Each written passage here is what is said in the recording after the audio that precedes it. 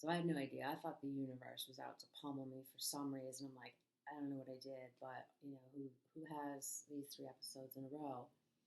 At this point, a couple of years out, we were having not having any success conceiving. So I'm just like baffled by my terrible luck, and just heartbroken and kind of trying to piece stuff together and trying to do all the right things, but not able to take that first step to get myself moving towards that. Um, I felt like, oh, I don't want to be a drama queen. Why would I keep rehashing it? I need to let it go. It's been this long. Um, Meanwhile, I'd had somebody say to me, just like 2 months after, if that, in October of 2011, you're not over that yet. And I was so appalled. It's probably the only thing that saved him because I just froze. And I know how terrible it was. And in the back of my mind, this is kind of what I'm thinking like, oh, you're going to dwell on it. You're not over it yet. Like there's some rule, there's a timeline you have to adhere to. You know, um, in ways I didn't feel like my story was bad enough to justify my participation. I guess because I'd survived. Um, and I had no comparison. Again, I had no idea what anyone else's story was. Nor, I mean, obviously nobody's sitting around and saying, well, we only scored you an 8.5, so you're going to have to sit out this group. I don't know where this stuff came from, which is kind of scary to think that you pick up a lot of these perceptions without ever realizing it. I mean, I went through it, and this is what's going on in my mind. I wasn't sure how to respond once I was there. And I also didn't feel prepared because I wanted very badly to put something out on the memory table, but I had very little tangible, that was actually tangible to, that I could think of to bring in. And also my mind just, it wasn't functioning at that level where creativity was a thing. So it was definitely functioning at the level where I was absolutely finding excuses to remain curled up under the covers of my bed, I think. I was scared. It's the unknown. So the day of the walk arrived. It was a beautiful fall day, and we showed up at the park. And I saw some tents and some volunteers, and a couple hundred people. I was like, whew, a couple hundred. That's a lot. So that's really the first time that I started realizing, wait a minute, like this is a thing. This is a thing. And there's enough people impacted. There have been, and there will be for the inevitable future that this is a thing, and it's important to raise awareness and support each other. As soon as I walked out there, it was kind of weird because it almost seemed like everybody knew each other. But the truth of the matter was, some people did, but mostly it was just a very warm, very comfortable, very welcoming atmosphere. I'm one of those people, like, I'm a little skeptical if you're too welcoming, but, feel terribly awkward if you're not welcoming enough. It's just one of those things. And this was just a really lovely atmosphere. And it was something else to be standing there shoulder to shoulder with people from all walks of life. They were all strangers to me, but I did not feel alone, and kind of just felt like we were all there together, and that was right from go.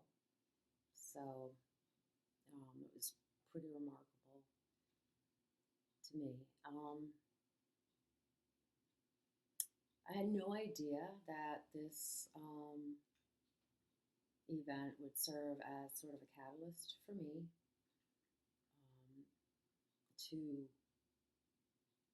feel validated in opening up to others as appropriate to share my own experiences, not because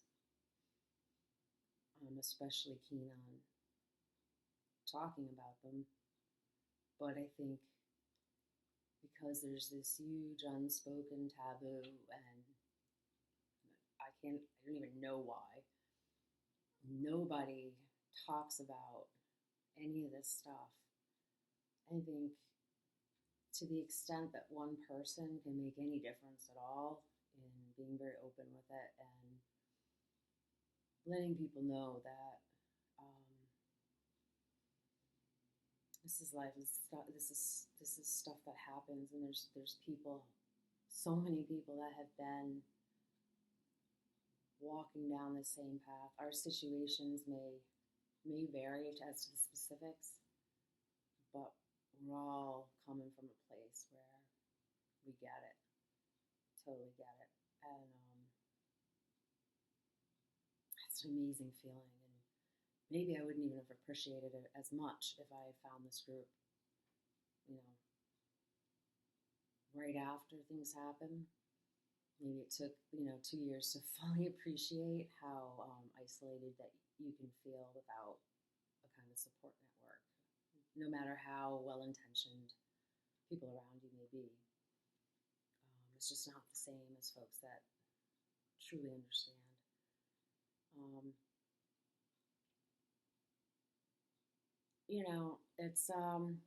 It's important people know they're not alone. It's normal and okay to feel lots of different stuff in lots of different ways. Conflicting emotions, totally normal. And there is no timeline for grief. You do the best you can. And there's no rule book, so that's cool too. And you wouldn't think that you would need permission to be accepting of that, but the brain is a weird thing. Subsequently, in following years,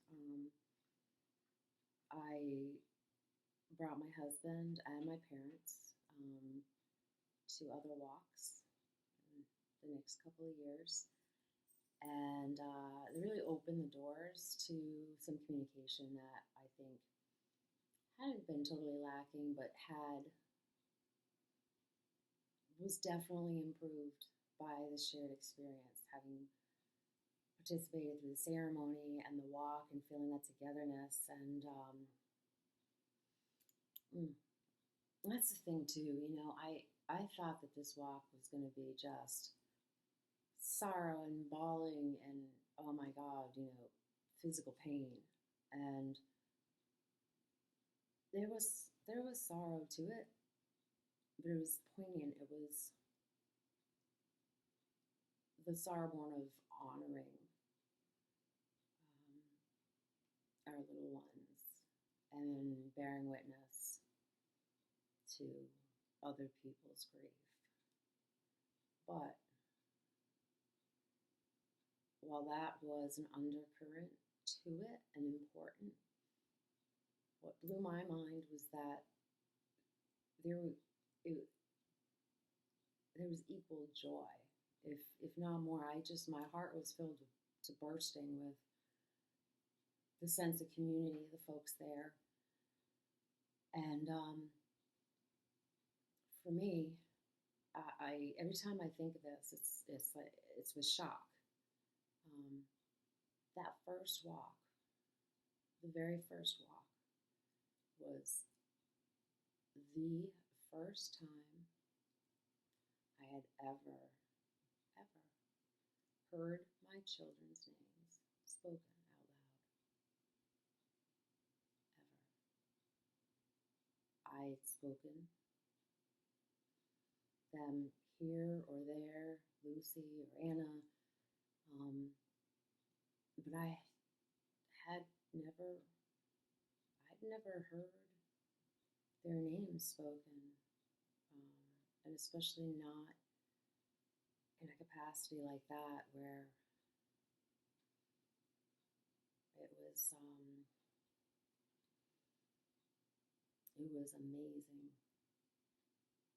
I had no idea how bad I needed that until it happened. I don't even have words. It was amazing.